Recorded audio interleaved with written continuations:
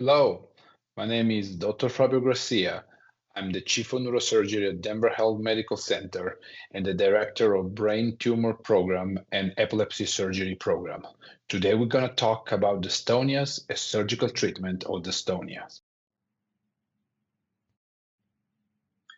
Dystonia is a simultaneous co-contraction of agonist and antagonist muscle that produce an involuntary and repetitive and sustained and most of the time is very painful contraction or posture that tend to stay in place. And sometimes when patient trying to change the posture, the contraction try to put him back where the dystonia wants. There is a lot of type of dystonias, and we can distinguish them by phenotypes or also phenotypes on body distribution and also on voluntary action or triggers.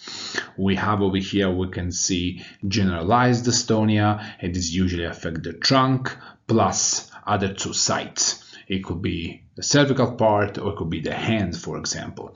We have the cluster torsicollis, the cervical one. We can have laryngeals, and this is usually with a typical kind of voice that we can have, kind of a streeter that sometimes we hear, or craniofacial. If we base the distinction of dystonia on voluntary action and triggers, we can have the rider cramp. I think this is one of the most common. We have the musician dystonia or paroxysmal. The classification of dystonias, if we go based on the axis, we can have clinical feature and we can have etiology. On clinical feature, even that we can have distinguished dystonias based on the age of onset, body distribution, the temporal pattern, or other features that are associated with it. If we go on etiologies, we can have based on the nervous system pathology, heritability, or idiopathic. And even that we have even more subgroups that is easy to read in those slides. We see if happen in the infant, child, adolescent, or if it's focal or non-focal. We can have static versus progressive or persistent.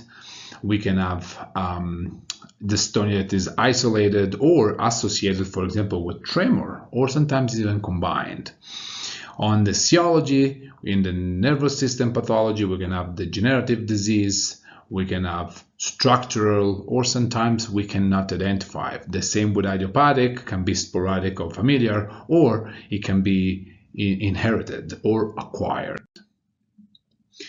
On the pathophysiology and genetics of dystonia, we know that cerebellar and the pallidothalamo-cortical pathway are implicated with this. And I have to say that this is, for example, is sort of a distinction also with essential tremor, where actually some of those pathways are different. Clinical syndromic approach in evaluating patient with dystonia. It's very important to see the patient on a 360-degree. It's important the information based on the medical history, where the dystonia is it focal, is in multiple parts of the body, where is exactly in the body, the temporal course, and the same, if it's an isolated or combined. When we can define the dystonia syndrome, at this point we start with a diagnostic workup, which included obviously the clinical visit by the physician, but also an MRI, and we can also do the copper and cerebrospinal levels in the blood. And we can also go even further with that with genetic testing, CSF testing, and lysosomal enzyme assay, long-chain fatty acid, urine, and also skin or tissue biopsy. At this point, we can go with a physiological diagnosis. We know that this is dystonia, and we know what's causing the dystonia. This is another diagram on distinguish some treatment based on focal dystonia or generalized dystonia and other type of dystonia. Cooper is one of the first who tried to treat it, and this is, here's the history of surgical treatment of dystonia, and with lesion of the thalamus. That is how dystonia was treated in the past.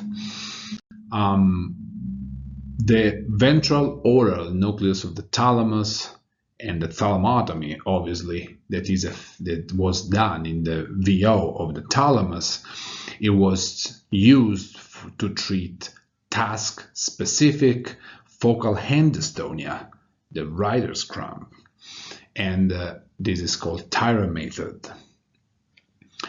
And we can see that thalamotomy would be, was done in a different way, but stereotactic way of doing thalamotomy is obviously the more precise one. Nowadays, the modern way of doing a thalamotomy is obviously focus ultrasound, where ultrasound are focalized in one point, and this is create a lesion. And this is a study that was done for focal hand dystonia. The ventral intermedius nucleus of the thalamus is another nuclei that is usually aimed as a target for deep brain stimulation. So thalamotomy is what everything started, and then with the starting of DBS, deep brain stimulation, instead of creating a lesion, what we do is stimulating that particular nucleus. And for focal dystonia, this is a paper that we published using doing DBS of VIM in treating writer's cramp with great result. As you see in this other slide, the difference in between dystonic tremor and essential tremor, you can see other pathway involved, and you see over there the putamen, GPI, and GPE, and SDN are involved in the dystonic tremor, and they are not in essential tremor. So some of the differences, because sometimes can be mistaken, because as we said at the beginning, we have type of dystonia that come with tremor. So how we can distinguish this from essential tremor? Well, both action tremor, dystonic, can be a rest.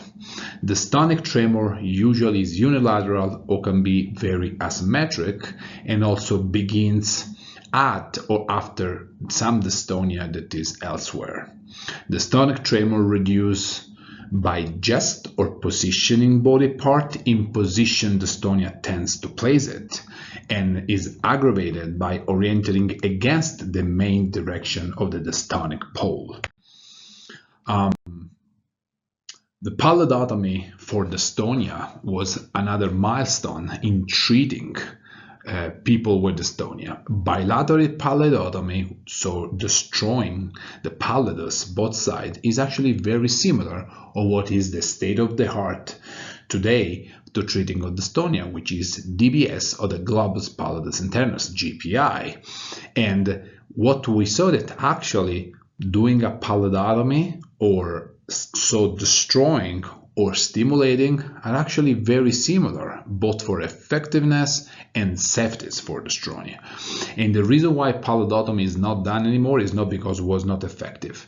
What we have with DBS is that we can change the type of stimulation, so we can kind of tune stimulation up or down, and this can help on achieving a better result, or if there is some side effect, we can actually even that reduce the side effect. So let's say the tunability of DBS is preferred compared with something that is there and forever and not changeable, which is the pallidotomy.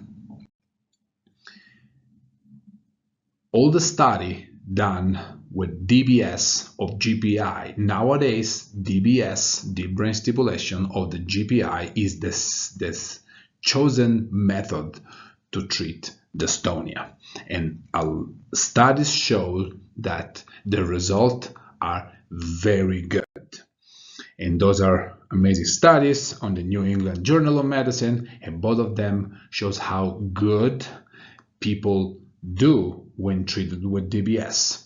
Now, even when we treat people with DDS for dystonia, it is the DYT1 dystonia, long-term outcomes shows very good result, but we also have some patients who have suboptimal result, or people who have a good result at the beginning and then they go back to dystonia and the symptoms right after. What we can do to predict if a patient will do good or not. What we learn is that younger age, shorter disease duration, and the type of dystonia, usually idiopathic isolated, has a better result compared with combined acquired. And the same dystonia of the trunk and extremity has better result compared with craniocervical, and phasic or mobile is more than tonic posturing. As we already said, DBS for dystonia, the main nucleus that is aimed, it's actually GPI, but also the subthalamic nucleus, which we know we use a lot in Parkinson's disease, it actually can be used to treat dystonia. And usually this is done when there is a lot of side effect in placing an electrode in a GPI or in acquired dystonia. STN may represent an alternative in patients who, for example, their globus pallidus is damaged, so it's not possible to target that. And as we said before, the greater result for trunk extremity is more than craniofacial. Well, in patients with craniofacial, we can aim, for example, STN. And usually when we aim the STN, these require lower stimulation parameters with longer battery life.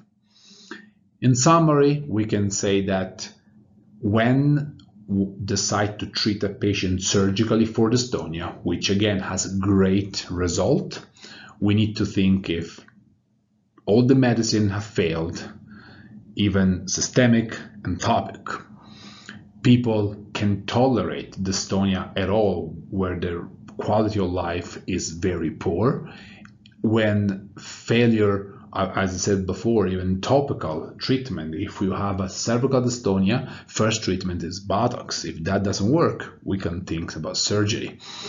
And some studies suggest negative correlation in outcomes for DBS with duration of symptoms. People who have been having dystonia for very, very, very long, they do not react very well with DBS. A disease might be for different reasons. Some of these people have modification in the bone anatomy and physiology, so that's why even when we try to treat it, the anatomy of the patient changes so much that this doesn't go back to where it was, and so for other reasons. So the longer the symptoms are present, the less likely DBS is gonna work.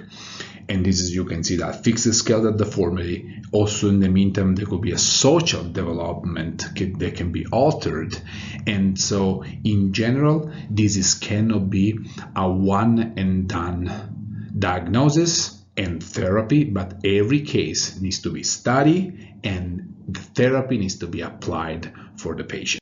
Thank you so much and see you soon.